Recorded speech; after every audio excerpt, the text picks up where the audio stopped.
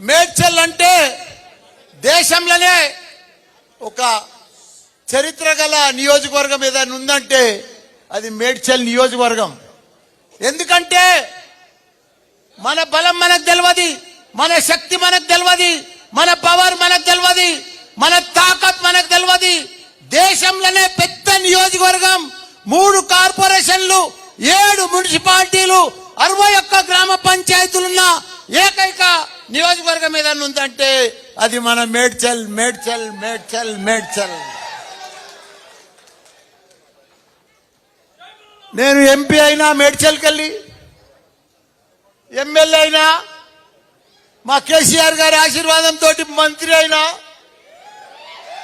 మళ్ళా ఎమ్మెల్యే అయినా మీ అందరి ఆశీర్వాదంతో 10 మున్సిపాలిటీలను, 3 కార్పొరేషన్లను, 7 మున్సిపాలిటీలను అందరినీ గెలిపించుకున్నాం.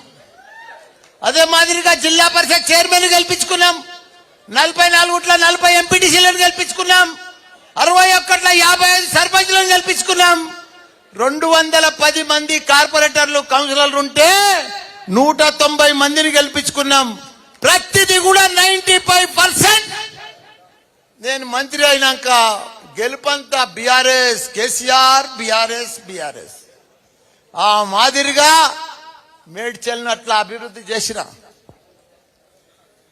ఇప్పుడు 2 ఏళ్లు నాకు కరోనా వచ్చింది, రాష్ట్రంలో దేశంలో మొత్తం. అయినా కరోనాలో అందరినీ, పేద ప్రజలను హాస్పిటల్ కానీ మంచి చెడ్డ అన్ని ఆదుకున్నాం.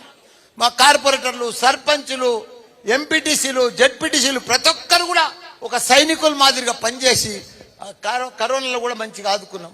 ఆ తర్వాత గ్రామ పంచాయతీలలో డబ్బులు లేకపోతే నా సొంతం డబ్బులతోటి 61 గ్రామాలల్లో మా అక్క చెల్లెళ్లకు మట్టి అంటొద్దని ప్రతి గ్రామంలో, ప్రతి వీధిలో రోడ్లు వేపించండి మీ మల్లన్న.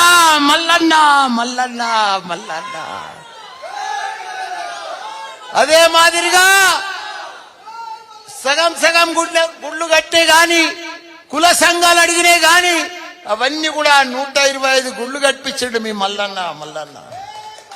ఎక్కడ కూడా 61 గ్రామాలలో ఇంత పని లేకుండా చేసిన. ఎలక్షన్ల కంటే ముందే, మీకు ఓటు అడిగే కంటే ముందే అన్ని పనులు చేసి అప్పుడు ఎలక్షన్ కు బయలుదేరినా. మీ అందరి ఆశీర్వాదంతో మంచి మెజారిటీ తోటి మళ్ళా నన్ను గెలిపించినందుకు ఇలా విజయోత్సవ సభ పెట్టినా. నాకు 71 సంవత్సరాలు. నేను ఎంపీ అయినా, మినిస్టర్ అయినా, ఎమ్మెల్యే అయినా నాకు భగవంతుడు ఏమి బాకీ లేడు.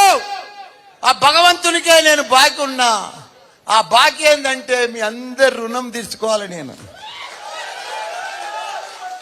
నా గొంతుల ప్రాణం ఉన్నంత సేపు మీ అందరికి కూడా ప్రజాసేవ చేస్తా. మీ అందరికి కూడా హాస్పిటల్ సేవ కానీ ఇంకా ఏదైనా సరే ప్రతి సేవ నాకు మంచిగా భగవంతుడు కూడా మంచిగా డబ్బులు ఇచ్చిండు, ఆస్తి ఇచ్చిండు, కొడుకులను ఇచ్చిండు, కోడళ్ళని ఇచ్చిండు.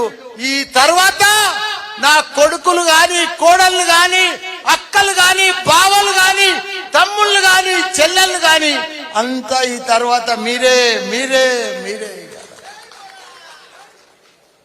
నాకు భద్ర కొడుకు కాదు, మీరే నా కొడుకు.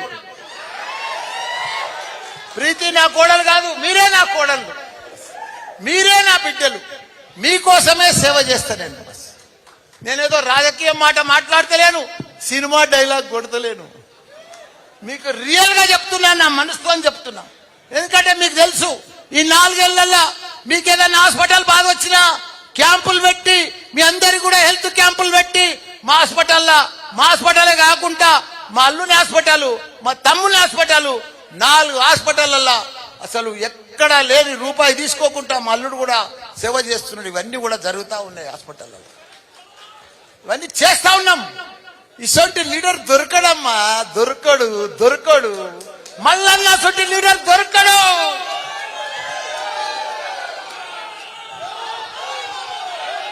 నీకు ఓపెన్ గా చెప్తున్నా,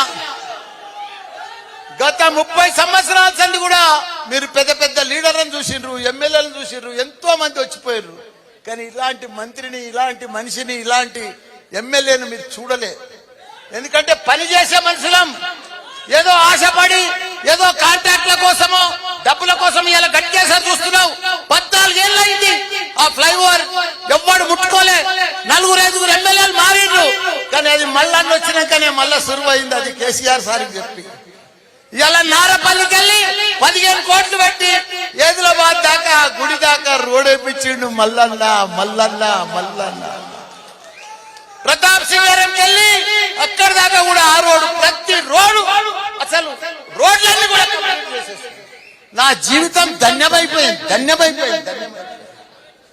కేసీఆర్ గారు మన తెలంగాణలో 12,669 గ్రామాలు ఉంటే ప్రతి గ్రామంలో ఒక డంపింగ్ యార్డు, గ్రేవ్ యార్డు, తాగునీరు, సాగునీరు, కరెంటు ఇవన్నీ కూడా చేసిన ఘనత, క్రీడా మైదానం, నర్సరీ ఇవన్నీ కూడా మన కేసీఆర్ చేసిండు. ఇవన్నీ కూడా ఒక బిడ్డ పెళ్ళైతే మనకు కళ్యాణ లక్ష్మి ఇచ్చిండు. ఒక బిడ్డ మన ఆడబిడ్డ, కొడుకు బిడ్డ, బిడ్డ బిడ్డ కేసీఆర్ కిట్ ఇచ్చిండు. 12,000 13,000 రూపాయలు ఇచ్చిండు. దళితులను ధనవంతులు చేయాలని దళిత బంధు తీసుకొచ్చిండు. బీసీలకు బీసీ బంధు తీసుకొచ్చిండు. ముస్లింలకు ముస్లిం బంధు తీసుకొస్తే ఈ కాంగ్రెస్ గవర్నమెంట్ ఫులూకులా బై ఛాన్స్ లా ఓ గల్తీలా ఆ గవర్నమెంట్ వస్తే ఇప్పుడు వాళ్ళు పెద్ద పెద్ద మాటలు మాట్లాడి ఉన్న బంధులన్నీ బంద్ చేస్తున్నారు. వాళ్ళు లీడర్లు రావాలి. 56 సంవత్సరాలు వాళ్ళు భారతదేశంలో పరిపాలించారు కాంగ్రెస్. వాళ్ళ చరిత్ర అంతా తెలుసు. మనకంటే కూడా 10 ఏళ్ల ముందు వాళ్ళే ఉండడు. ఇక్కడ ఒక్క కరెంట్ ఇయ్యలేదు, నీళ్లు ఇయ్యలేదు, ఒక 200 పింఛనిత్తురు. వాళ్ళంతా ఏమి ఇవ్వకపోదు, మోసం చేస్తురు, మోసం మాటలు మాట్లాడతారు, దగా మాటలు మాట్లాడతారు, మోసపూరిత మాటలు మాట్లాడొచ్చారు. ఇప్పుడు వాళ్ళు ప్రభుత్వంలో 6 గ్యారంటీలు అంటారు, 440 గ్యారంటీలు తయారు చేసిండ్రు, కానీ 1-2 ఇస్తున్నారు. దాంట్లో కూడా కొట్లాట పెడుతున్నారు. వాళ్ళు ఇయ్యరు, వాళ్ళు ఇచ్చే మనసు లేదు. మొన్న మన సీఎం రేవంత్ రెడ్డి అంటాడు, మాకు కాంగ్రెస్ కు ఓటేసి కేంద్రంలో మేము వస్తే ఈ 6 గ్యారంటీలు చేస్తామంటాడు. ఎంత దరిద్రమయా, ఎన్ని అబద్ధాలు, ఇంత అబద్ధాల ప్రజలను ఇంత మోసం చేస్తారా? కానీ ప్రజలంతా గుర్తుపట్టుకుంటున్నారు. ప్రజలలో డిస్కషన్ వచ్చింది, కాంగ్రెస్ మోసం పోయింది, మనల్ని మోసం చేసింది. ప్రజలు కాంగ్రెస్ అబద్ధాలు చెప్పింది, కాంగ్రెస్ అంతా మాయమాటలు చెప్పింది. మనం ఇక కాంగ్రెస్ ను నమ్మొద్దని 50 రోజులలోనే ప్రజలకు అంత అర్థమైపోయింది. ఊర్లో చర్చ, హోటల్ చర్చ, ప్రతి గ్రామంలో చర్చ. అయ్యో మన కేసీఆర్ రాలేదు, అయ్యో మనం మోసపోయినాం, అయ్యో మనం ఓడిపోతాం అనుకోలేదు అని చెప్పి చర్చలు మొత్తం మొదలైపోయినాయి. కాబట్టి ఇప్పటి సంధి గట్టిగా ఉండుర్రి, గట్టిగా ఉన్నారు. పెద్దగా వాళ్ళు ఏమి ఉరగబెట్టేది ఏం లేదు. వాళ్ళ మీదనే ఆల్రెడీ వాళ్ళ కేంద్ర ప్రభుత్వంలో కూడా జోడో యాత్ర చేస్తే రాహుల్ గాంధీ అంతా చోడో యాత్రలు అయిపోయింది. మమతా బెనర్జీ వెళ్ళిపోయింది, వాళ్ళ ఇండియాలో కూటమిలోకి వెళ్ళి ఆప్ వెళ్ళిపోయారు, పంజాబ్ వెళ్ళిపోయారు, నితీష్ బీఆర్ ఆయన వెళ్ళిపోయాడు. ఆడ ఎవ్వరు మిగిలలే, ఒక్కడే మిగిలిండు రాహుల్ గాంధీ.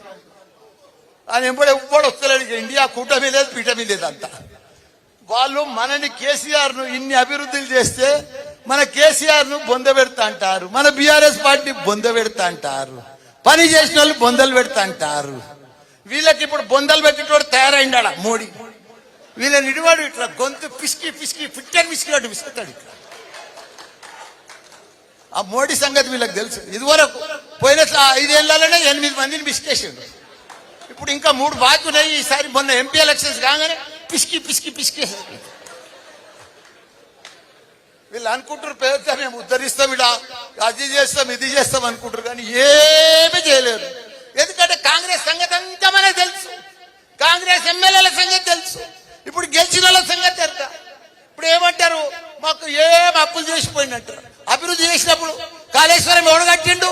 46,000 చెరువులు ఇలా మే జూన్లో నిండు కుండ లెక్క ఉంటున్నాయి, గలగలలాడుతున్నాయి. ఎక్కడ చూసినా చేపలు. మన బెస్తోళ్ళు, మన ముదిరాజు సోదరులు పైసలే పైసలు. ఇలా కుర్బోళ్లకు ఆయనతో గొర్రెలు బంధు, బెస్తోళ్లకు ముదిరాజులకు చేపలు బంధు. ఇక అన్ని బందేగా ఇడికెళ్ళి మీకు ఏది వచ్చేది లేదు. వాళ్ళ మనం కేసీఆర్ గారు ఎన్ని స్కీమ్లు ఇచ్చారో అవన్నీ కూడా వాళ్ళు బంద్ చేసుకుంటూనే ఉంటారు.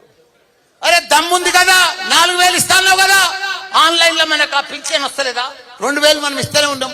మీరు 200 ఇస్తే ఇప్పుడు 2,000 ఇస్తున్నాం. నువ్వు 4,000 ఇస్తాను కదా, 4,000 అయ్యి ఆన్లైన్ అయ్యి అప్పు చేసాయి కూడా వద్దా చూడాలి. మేము అప్పు చేయొద్దా? అప్పు చేసి పేద ప్రజలకు ఏదైతే మాట ఇచ్చినో ఆ మాట ప్రకారం అయ్యి రైతు బంధు అయ్యి 15,000 ఇస్తాను కదా. ఇప్పటిదాకా అతి లేదు గతి లేదు, 2 ఎకరాలకు వేస్తున్నాం. అప్పుడు అవి దేనికి సరిపోతలేవు. ఇది ఆ లెక్కను. సీఎం 9 తారీఖు నాడు ప్రమాణ స్వీకారం చేసినాడు. నువ్వేం మాట చెప్పినావు? రాకముందుకు ఏం మాటలు చెప్పినావు? నేను 9 తారీఖు అన్నీ చేస్తా, ఇందిరమ్మ సోనియమ్మ రాజ్యం అన్నావు. ఏది రాజ్యం? ఎక్కడ రాజ్యం? పైసలే లేవు. ఉన్నాయని ఎప్పుడు వచ్చినాయని వాళ్ళు ఏమంటారు? ఇంకా మేము లంక బిందెలు వచ్చి ఉంటాయని అనుకున్నాము, మాకు ఉట్టి బిందెలు లంక బిందెలు పెట్టిపోతే వీళ్ళంతా పంచుకుందరు. ఇక మంత్రులు మంచి ఒక్కరికి అవగాహన లేదు, ఒక్కరికి అడ్మినిస్ట్రేషన్ లేదు, ఒక్కరికి కరెక్ట్ పరిపాలన తెలియదు. మన సీఎం కేసీఆర్ ఒక గొప్ప మహాత్ముడా. 40 ఏళ్ళు చరిత్ర ఉన్నది ఆయనకు, రాజకీయం చరిత్ర. 40 ఏళ్ల సంది ఆయన ఎంపీ చేసిండు, ఎమ్మెల్యే చేసిండు, తెలంగాణ తెచ్చిండు, కొట్లాడిండు, సత్యదాకా కొన ప్రాణం దాకా మనం పోయి తెలంగాణ తీసుకొచ్చిండు. అసలు ఆయనను పట్టుకొని రకరకాల మాటలు మాట్లాడుతున్నారు. ఎంత ద్రోహం, ఎంత మాయమాట. ఇదే వాళ్ళ మర్యాద, ఇదే వాళ్ళ క్రమశిక్షణ, ఇదే వాళ్ళ పార్టీ లక్షణాలు. అభివృద్ధి చేసినానే చంపుతారు, అభివృద్ధి చేసినానే బొందబెడతారు. ఎంత ద్రోహం. పైన భగవంతుడు ఉన్నాడు, జల్దీ మిమ్మల్ని బొందబెట్టేటోడు తయారై ఉన్నాడా? మీరు అవన్నీ మాటలు మాట్లాడొద్దు. మీరు ఇచ్చిన గ్యారంటీలు ఇవ్వండి, మేము ప్రజలలో ఉంటాం. తప్పకుండా వాళ్ళ మీద వీళ్ళ మీద కేసులు పెడుతున్నారు, కేసులకు భయపడం. నేను అక్కలు చెల్లెళ్ళు మీ అందరికి కూడా నేను వాచ్మెన్ లెక్క పనిచేస్తా, మీ ఎంబడే ఉంటా. నాకు వేరే పనేం లేదు. మిమ్మల్ని కాపాడుకునే బాధ్యత నాదే. వాడో వీడో చిట్రగాడు బొట్రగాడు వస్తే ఎవరికి భయపడేది లేదు. తప్పకుండా మన కేటీఆర్ ఉన్నాడు, కేసీఆర్ ఉన్నాడు, అందరం ఉన్నాం, నేనున్నా, మీ మల్లన్న ఉన్నాడు. ఇంకా కాని పనులు కూడా నా సొంతం డబ్బులతోనైనా మీకు చేసి పెట్టే బాధ్యత నాదే అని కూడా మీ అందరికి కూడా మనవి చేస్తున్నా. మీ అందరు కూడా ధైర్యం ఉండాలి. ఇవాళ ఇంత పెద్ద సభ, ఇంత పెద్ద గట్కేసర్లా ఇంత పెద్ద విజయ సభకు మీరందరికి వచ్చినందుకు మీ అందరికి కూడా పాదాభినందనం. జై తెలంగాణ.